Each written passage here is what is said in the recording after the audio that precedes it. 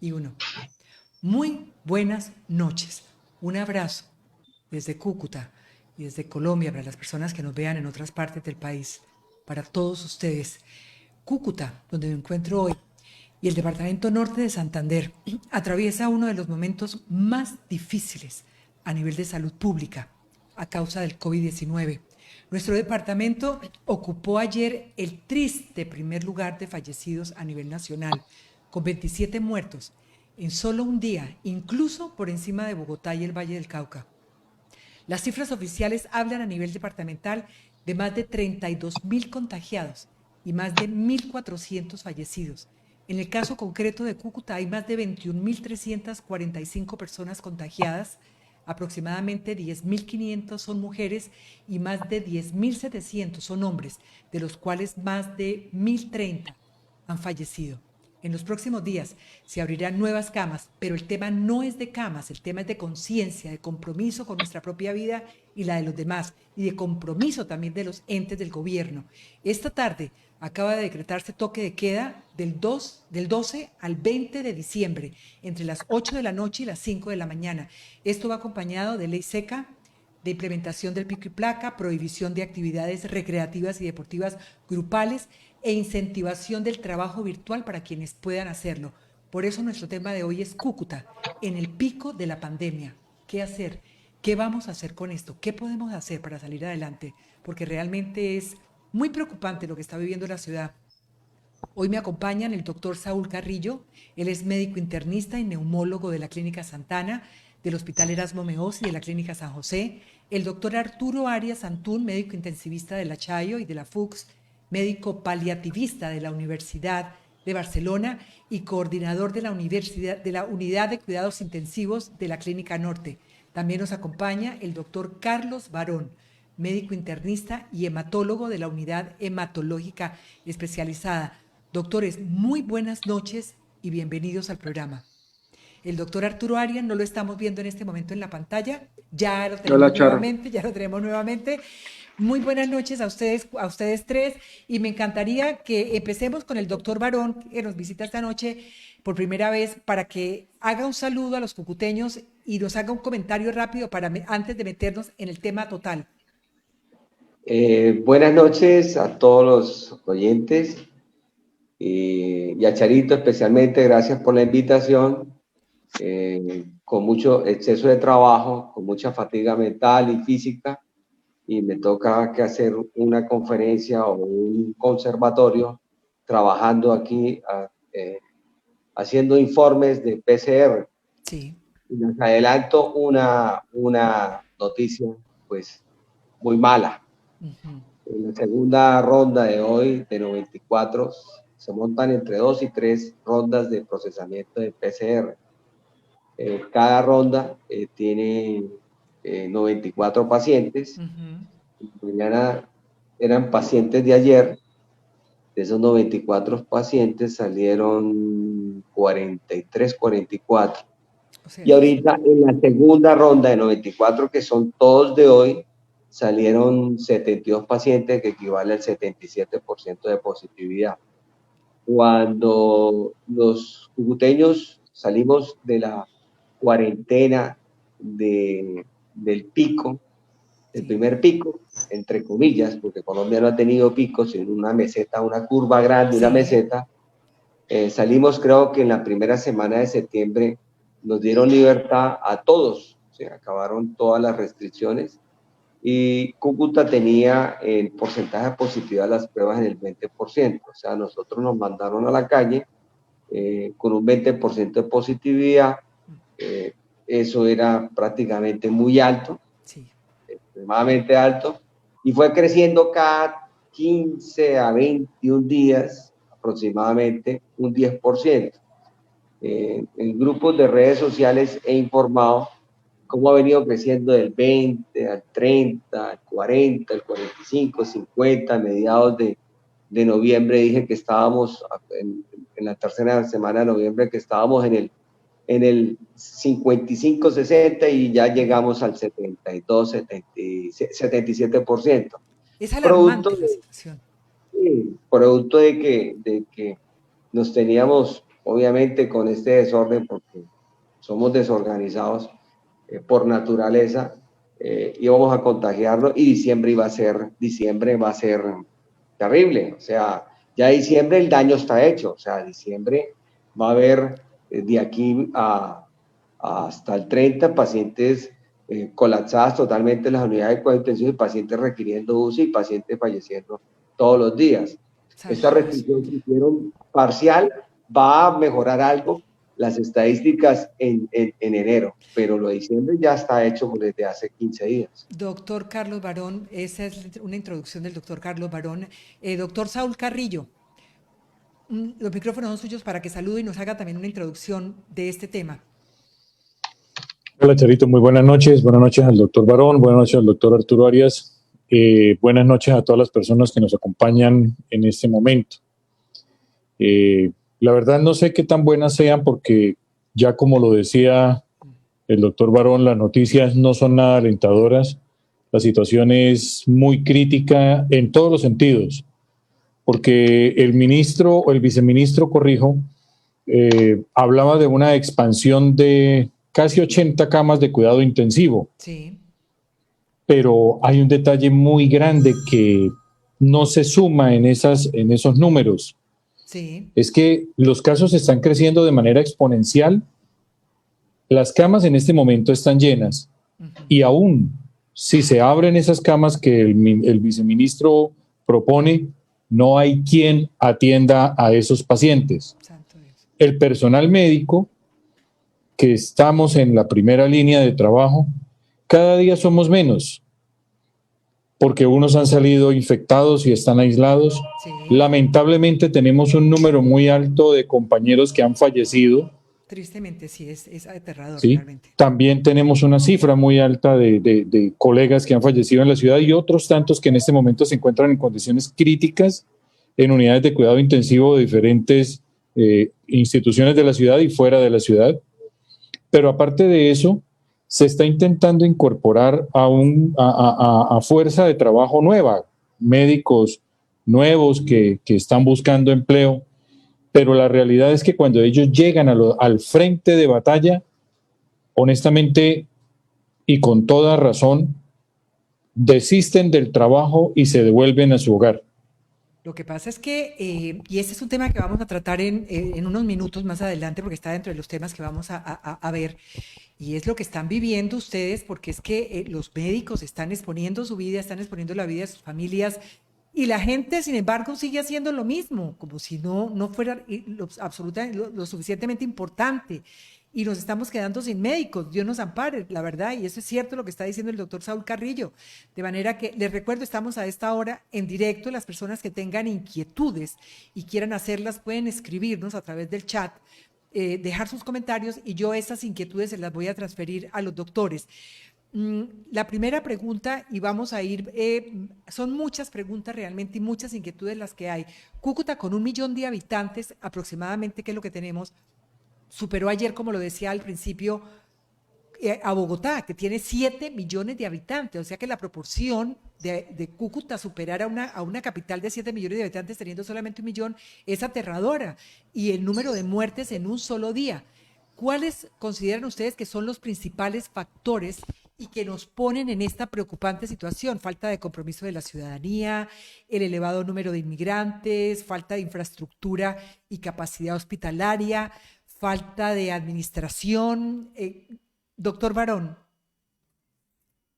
¿qué diría usted sobre eso? Ese incremento es multifactorial, ¿sí? Es multifactorial y obedece a muchas causas. Empecemos que ahorita que estamos observando que la ciudad tiene un alto contagio, ¿sí? Sí. Y las infecciones que se están presentando ahorita son infecciones que en vez de presentarse en la segunda y tercera semana la complicación de la enfermedad del COVID, se está dando en el segundo día de la infección. ¿Por qué? Porque es población que muchas de ellas no tienen ni comorbilidades y están ya complicadas en el segundo día de la infección con alta carga viral. ¿Eso qué significa? O sea, el que se esté complicando en el segundo día, antes se complicaba a los 7, 8 días, ¿cómo ha cambiado el proceso? es viendo gente joven Ok. que tiene ST, la expresión de la prueba de PCR por debajo de 20. ¿Qué Sí. quiere decir? Que se detectó rápidamente el virus que está recientemente contagiado, que tiene una alta carga viral a la expresión del CT mayor de 35, que se demoró mucho expresarse en la prueba del procesamiento, Ajá. y estos pacientes ya están muy sintomáticos desde el punto de vista clínico, muy respiratorios. Los pacientes se contagiaron en la calle sin las medidas de bioseguridad y se inocularon grandes cantidades de virus.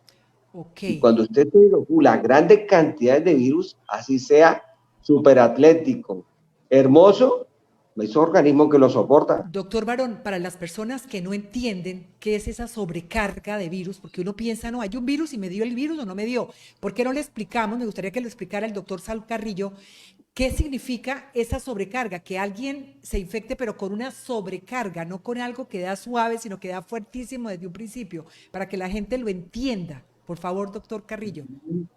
Al doctor Carrillo. Al Okay, doctor perfecto. Carrillo, sí. Sí, pues tomando la palabra de lo que decía el doctor Carlos en este momento, es que lo que ocurre en esas situaciones es que las personas están teniendo primero que todo unas actitudes muy responsables, Sí. están dejando completamente de lado las medidas de bioseguridad, de protección que se han venido hablando desde el principio de la pandemia. Y entonces el asunto es que están teniendo contactos muy estrechos en grupos muy numerosos con personas portadoras del virus, probablemente asintomáticas o con síntomas leves, durante periodos muy repetitivos o prolongados de tiempo. Entonces, ocurre que un grupo de pronto de amigos se siente muy cómodo, están muy jóvenes, como decía el doctor Barón, se sienten muy fuertes por la juventud, no guardan ni la distancia ni las medidas de protección e interactúan de forma prolongada y de manera muy estrecha, y se generan grandes cantidades de emisión de partículas virales entre unos y otros. Sabemos claramente que el virus se transmite de manera principal a través de los aerosoles que emanamos con la respiración, Sí. la fonación, con los estornudos, con las risas, con todo eso. Entonces, lo que ocurre es que estos grupos que están pasando por alto todas las medidas de cuidado están contaminándose de manera muy grande, y el asunto es que se están presentando, como decía el doctor Carlos, situaciones de enfermedad muy severa en etapas muy tempranas del proceso. Se supone, según la literatura médica, que los procesos difíciles o críticos de la enfermedad ocurren después del 8º día de evolución de los síntomas, pero estamos viendo personas jóvenes que están llegando a las instituciones en falla respiratoria con apenas 3 a 5 días de evolución de la enfermedad, es decir, en situaciones muy complejas, y tiene mucho que ver con esa carga viral de la que habla el doctor Barones. Pero Están además, recibiendo sí. dosis muy altas de virus. Pero además es muy preocupante, doctor Barón, la pregunta es para usted, porque el hecho de que las personas estén llegando a un segundo día de infección con esa carga viral, como ustedes lo explicaban ya, y en el estado y en las condiciones de que llegan, obviamente eso agrava la situación hospitalaria, porque no hay tiempo de reaccionar. Doctor Barón.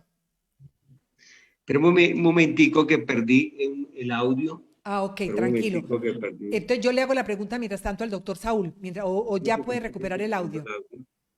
Bueno, mientras el doctor Carlos recupera el audio, doctor Saúl, entonces la pregunta sería la misma para usted.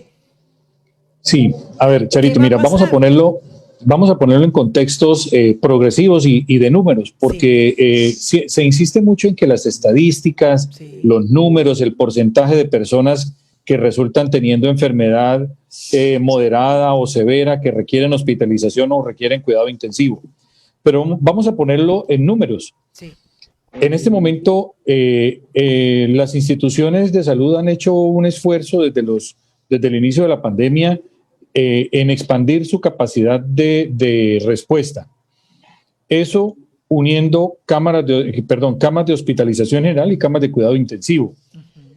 Habíamos hablado ya hace unos minutos del talento humano en salud, que está cada día más escaso por las circunstancias que ya sabemos. Sí. Entonces, si nosotros empezamos a sumar día tras día las cifras tan preocupantes que se están visualizando desde hace más o menos 3 o 4 semanas, con un número permanente de casos de más de 300 casos diarios, como acaba de mencionar el doctor Barón, un 77% de positivos en una ronda de estudio de PCR en la unidad hematológica que él coordina y dirige, y sin sumar todo lo demás en las otras instituciones donde se están desarrollando estas pruebas.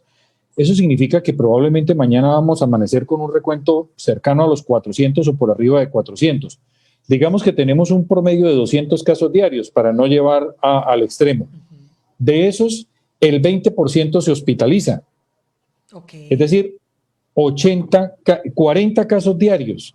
Perdón, 40 casos diarios. ¿Dónde se van a hospitalizar si no hay capacidad? Es correcto. Y a eso súmele un 4% de esos que más o menos se dice requieren cuidado intensivo, es decir, 16 pacientes diarios pidiendo cama de cuidado intensivo. ¿Y dónde están las camas para toda esa gente? Es correcto, y el punto es, un paciente con enfermedad moderada puede perfectamente durar hospitalizado hasta 10 o 14 días, porque depende de la evolución de su enfermedad. Y no contemos del paciente en cuidado intensivo que puede durar más de un mes hospitalizado. En este punto... Si los esfuerzos médicos logran sacarlo de la condición y se logra evitar una muerte temprana, porque hay muchas condiciones que causan muerte en esta enfermedad, no solo el mismo virus, sí, las consecuencias que pueden venir después. Parece que hay muchas secuelas posteriores para las personas que logran recuperarse. Doctor Barón, en el caso, ¿logró solucionar el tema del audio? Sí. Sí, perfectamente. Perfecto. Sí, me entran llamadas de pacientes. Doctor Barón, una pregunta, y es, en el caso, por ejemplo, a veces cuando yo hago esta pregunta pareciera que dicen, pero ¿qué pueden hacer? Pero yo quisiera, y en eso quisiera ayudar a la ciudadanía, ante la situación tan caótica que se está viviendo y tan difícil, tan apremiante, porque no hay cómo responder de una manera suficiente a todo lo que se está viendo, las personas, ¿qué podrían hacer en casa? Yo quisiera en este punto empezar a avanzar con respuestas un poquito más rápidas, porque tenemos tantas inquietudes y el tiempo es tan limitado, pero me gustaría, si hay algo que se puede realmente hacer en casa, doctor Barón. Mira, hay un problema cultural de nuestra sociedad, que es la conspiración del silencio y el hablar a medias. ¿Sí? Sí. Lo que estaba hablando el doctor Saúl ahorita, hace 2 horas lo dije en una entrevista en un periódico por vía virtual. Sí. Cuando se habla a medias, todo fluye mal. Claro, porque cuando se habla con la verdad, sí, como el agua transparente que me estoy tomando acá, las cosas fluyen bien. Okay. Nosotros estamos explicando lo que explicó el doctor Saúl para que la gente entienda claramente. No tenemos recurso humano y el que tenemos, estamos fatigados mental y físicamente. Sí, tenemos una infraestructura hospitalaria pública y privada que no podemos atender 200,000 personas infectadas en un momento. O sea, esto es una bomba. Sí. Entonces la gente tiene que ser consciente de esta situación. Los gobernantes deben hablar claro, ¿sí? Deben hablar claro. Y como yo lo decía, es que la gente no le gusta, o los latinos nos quedamos en el miedo y en el desconocimiento. Y en la broma, mucho chiste, mucha cosa en torno a todo, pero el día que le toca a uno, que Dios nos ampare, y le toca allá, le toca a uno acá, pegado, el familiar cercano, o alguien muy cercano, pareciera que es el punto donde realmente la gente empieza a reaccionar. El mayor porcentaje de la población que se muere en Estados Unidos no son ni siquiera los africanos, ni los norteamericanos y los europeos, son los latinos. Por nuestros paradigmas y nuestras creencias. Somos muy folclóricos a veces. No, es un paradigma, algo de que yo no me hospitalizo porque me van a envenenar, porque me van a intubar, porque me van a colocar una cantidad de desconocimiento que eso lleva en todos los niveles sociales. Sí. Del estrato 1 al estrato 6. Entonces, la gente no se educa, no lee los mecanismos de transmisión. Yo no quiero escuchar noticias, yo no Sí. quiero saber más del COVID. Sí, Hombre, estamos en una guerra virológica. sí. Nadie manda sus soldados, ningún general manda sus soldados con las escopetas sin un entrenamiento y sin ninguna estrategia. Tenemos que tener un conocimiento y una estrategia para saber combatir esta enfermedad, esta pandemia. Usted acaba de tocar un punto, doctor Barón, que es muy importante. Yo quisiera, como psicóloga, hacer un comentario rápido. Y es, sí, es cierto que la salud mental hay que cuidarla. Es fundamental en esta época cuidar la salud mental porque tenemos miedo, tenemos desconocimiento, como decía usted, porque la información no es suficiente. Son muchas cosas realmente, pero ojo con esto, tenemos que cuidar la salud mental sin meternos de lleno en las noticias. No hay que hacerlo, pero por lo menos una vez al día, con una fuente que sea la que mejor le llegue, que sea rápida y le dé la información veraz de primera mano, estar al menos informado de cuál es la realidad de la ciudad. Desafortunadamente no se está teniendo. De manera que, a ver, hay otra pregunta que me gustaría comentar, y es en cuanto a la proporción de médicos y personal de segunda línea, que es altísimo, realmente es extremadamente alto en la ciudad de Cúcuta. ¿A qué se debe? ¿Por qué la proporción de médicos que están falleciendo y de personas, de enfermeras, de gente del sector hospitalario, por qué tan alto en la ciudad de Cúcuta? A ver, yo voy a tocar un tema álgido, ¿sí? Sí. En la parte hospitalaria.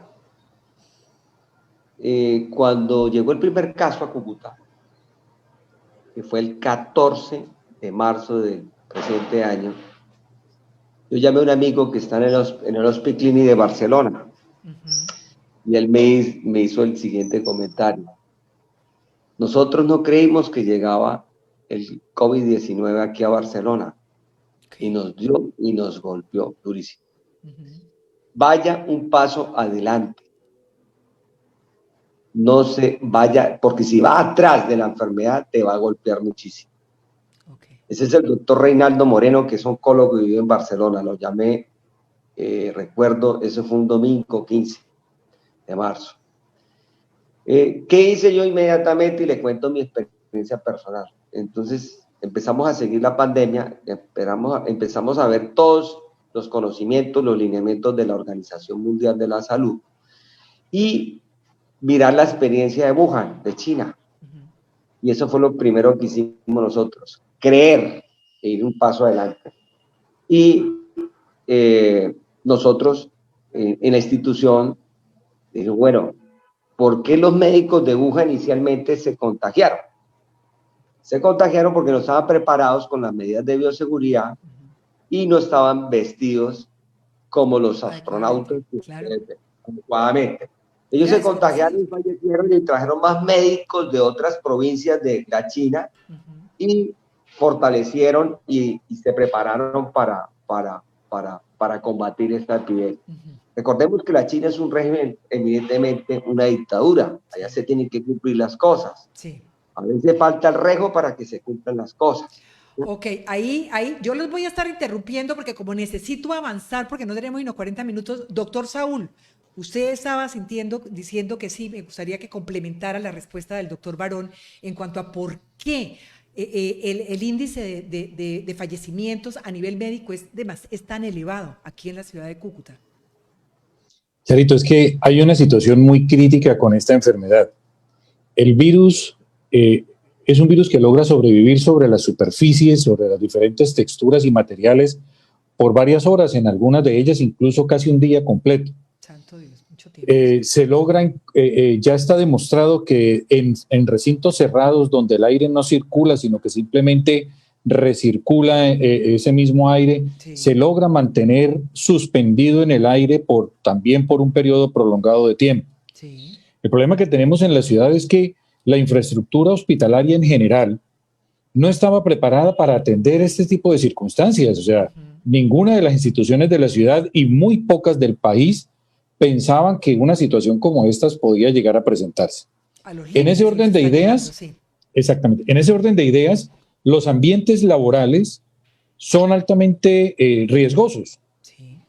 Luego, si a eso le sumamos que ya después de 8 o 10 meses de estar batallando con esta enfermedad día tras día, pues hay agotamiento, como lo ha dicho el doctor Barón en repetidas ocasiones, hay agotamiento físico y mental. Y a consecuencia de ese agotamiento físico y mental, se olvida por momentos lo estricto de la protección. Entonces ahí se infecta en un microsegundo, como ocurre con el microsueño de los accidentes viales. En esta circunstancia es igual.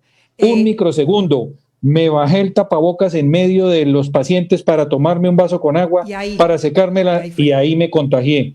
Me llevé las manos sucias a los ojos sin querer, queriendo, y ahí me contagié. Y eso aplica para en una todo circunstancia tan mínima. Santo Dios bendito. Pues mire, quiero contarles una cosa. Nos quedan 5 minutos y ya Zoom nos saca del aire. Entonces yo lo que quiero es decirle a las personas que nos están viendo en este momento que vamos a terminar esta primera parte, completamos la media hora y en minutos, o sea, en 2, 3, 4, 5 minutos, estamos regresando nuevamente para continuar con muchos temas. Vamos a hablar no solamente sobre, por ejemplo, el caso de la medicación, personas que están tomando una cantidad de medicamentos que no deberían y que lo que va a hacer es que los va a volver como, van a perder, ¿cómo se dice eso? Como vuelve como el virus inmune a todos esos medicamentos y puede ser incluso contraproducente. Vamos a hablar sobre lo que la gente habla sobre bebidas calientes, sobre hacer una cantidad de cosas. Vamos a hablar sobre el corredor aéreo, el corredor aéreo articulado que ya está preparado para llevar gente a Bucaramanga en el caso de casos extremos. Pero ¿cómo van a ser los protocolos?